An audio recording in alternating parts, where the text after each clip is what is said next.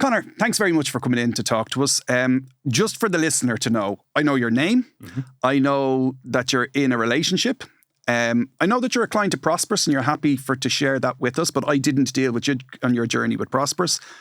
And I know that you're glad to be here. You're happy to come in here and talk to me and talk to the listeners today. What we're talking about today, but sorry, other than that, I don't know your backstory. And that's important for everybody. I'm here for the first time the same way everyone else is. What I want to talk to you about today is couples and how couples manage money and the interaction between a couple when it comes to managing money. Tell me, first of all, I know your wife isn't here. Your wife isn't here. But she's okay with this and we're going to talk about it. And I will try and be the voice of reason. I will try and be your wife's voice, even though I haven't been here. So I might challenge you on some stuff. But tell me this. How long are you together, first of all? More than half my life. Gosh. We met when we were 16. Okay. So we've been together that whole time. Okay. So 34 now. So 17 years. 17 years together. Married since 2017. Kids? 2 kids now, yeah. Okay. And tell me about, so you must have been in secondary school when you met first. And that actually is an interesting one from a couple's perspective because that means that as education and careers and everything kept going, you did that financial journey together as well as the life journey. Yeah, correct. So tell me from an early stage, what was it like with money? Like the very start, and we don't need to go into it, it's a long time ago now, right? But the very start, were you the chivalrous one and paid for everything? Yeah, probably not. So yeah, I mean, I was the kind of guy that cycled everywhere. So I didn't really get the bus all that much. Yeah, like, activities wise, it was all kind of, walkable distance. Free stuff is what you're telling me. Free stuff, yeah, okay. on the cheap. But,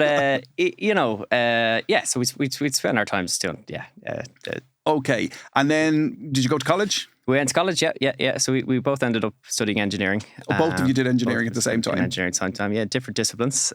So we had that lifestyle, those costs. And during college, there's big night outs, and were you in the same college? Were you doing the same discipline in the same college? In the same discipline for, say, the first year, but then we kind of spread into our own fields, yeah. But in the same college? In the same college, yeah. Okay. Yeah. So we both ended up then after that doing PhDs. Okay. So she was a year ahead of me. The way it worked out, I was on a different course, a 3 and 2, where she was straight into PhD under the undergrad. And that came with an €18,000 stipend. So from then. So sorry, hold on. So you're doing your PhD and you each get €18,000. Yeah. So here you are out of college, out of ordinary college and gone on to do the bigger stuff, right? And you're both getting paid 18 grand a year. Are you renting? We're renting, yeah. So it was maybe 6 months into my PhD and a year and a half into hers that we ended up moving in together. She'd moved out prior to that, so she knew what it was all about. And how did that work then? You're both on the same salary, you're both renting the same place together. Is it just split 50-50? Yeah, exactly. Well, it was really easy to make that decision because we were both making the same amount. So it was, split down the middle. We had €500 towards a saving goal, 600 euro odd toward rent, and then 400. People are going to be listening. They're doing a PhD, they're renting, and they have a savings goal. Well, would you believe our first? It's Little House on the Prairie, perfect life our stuff. Our first rental property actually was on Aylesbury Road. Would you believe me? Of course it was. Yeah, it was. The engineers from Aylesbury Road. It was mad. I know. Yeah, I'm not joking.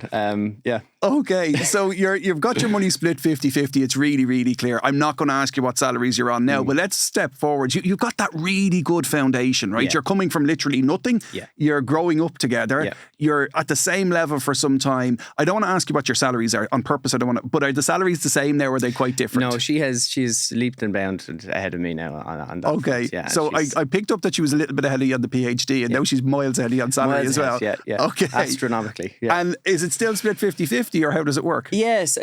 So I mean, bills and anything that are kind of combined household there. So the way we work now, and we've gone through kind of different. We had separate banks, and then the way the mortgages were being offered, we had to combine it for to have a joint account. Rate, yeah. Then that was a absolute mess because you couldn't really keep it in secret. So when it came to Christmas and that, it was like, look, you kind of know what I'm going to get you. There it is on the statement. Act surprised, So yeah, we've settled on sort of a bills account where at the start of the month money goes into that, and that would include so we've also done the analysis on sort of what that bills amount to. So typically looking back on services for the car or ESP bills or phone bills, the fixed amounts that we know are coming, they go into an account and the direct debits come out of that one account. Okay. And then we each So the joint bills all go in, and you've made an assumption in there as well about, okay, we know the car servicing cost us this last year, so we need to allow for that this exactly, year. Exactly, yeah. So that balance would sort of, wane, really high or really low, but it generally works. Okay, and then you have separate accounts. And then, the wages go into separate accounts, yeah. And so your wages go into your own account, her wages go into her account, and then you put a set amount, 50-50, into the middle? It's the bill split down the middle, yeah. So, it's the bill split down the middle. So if she has more money to spend on what she spends it on, then that's fine by me. It's her money, yeah. Okay, so we've established that she's the salary boss, right? Yeah. But who's the household finances boss, or is it very split? Joint. I suppose responsibility taken on that front. So, so would you sit down and say, right, this is what we spent last year on servicing the car, so this is what we need to allow, or would one of you do the numbers and sit down afterwards and say, look, does this look right to you? If she gets to it ahead of me, I'd be checking her numbers. Put it that way. Two analytical minds going at that.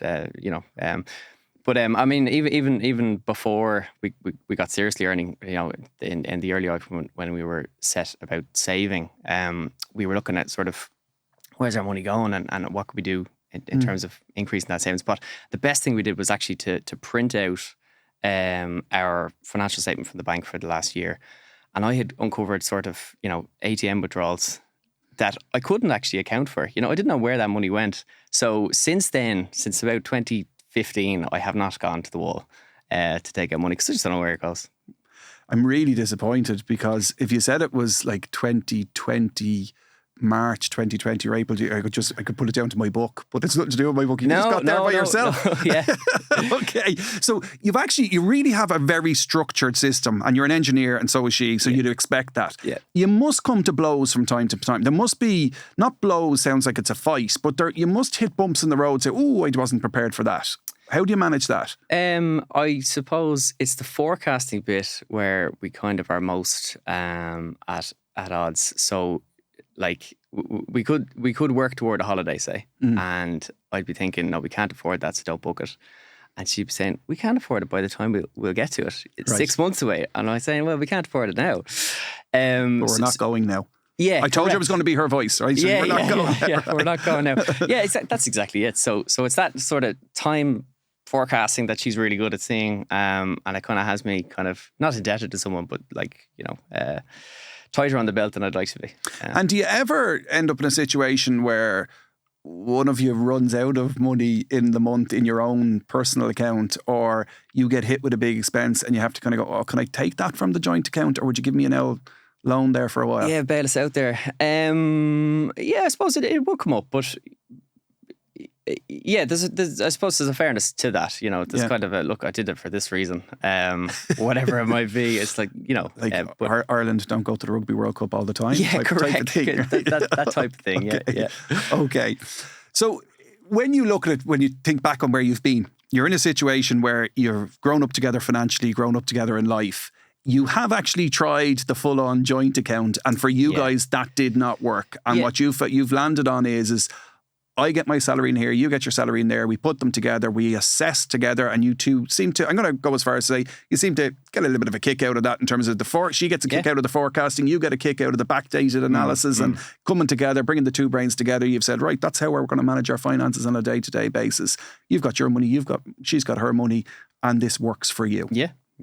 Any tips or tricks that you would say to people around, what if you were talking to somebody who was completely opposite? I have my money, she has her money, or he has his money, we're completely separate, and this works for us. Is there any advantages that you see that they may not see with the way you're doing it? Well, it goes back to that thing that phrase rather, where, just because it's equal doesn't mean it's fair. So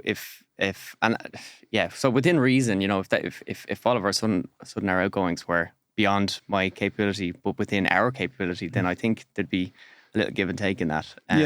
But for the most part, we're both able to contribute to the bills and the outgoings we have. And so, do you think you'd be in a good position if for some reason one person decided to give up their job, or for some reason somebody lost their job or was taken out of their control? But if one of you weren't working, Do you think you have a good foundation there to be able to deal with that? Or do you think that because you have your money and she has her money and you've got your joint account, do you think that could cause problems? No, I see. There's probably benefits to one of us not working, to be honest with you, in terms of childcare, and one of us get all the tax benefits. So it's certainly worth sitting down and having a look through, but we'd probably make it work, as we have done. I suspect you would, but I'm still poking the bear. Yeah, no, I wouldn't think that would be a big thing to overcome. Okay. Yeah. And is it easy now just to buy a Christmas present without her knowing what it is? Yeah.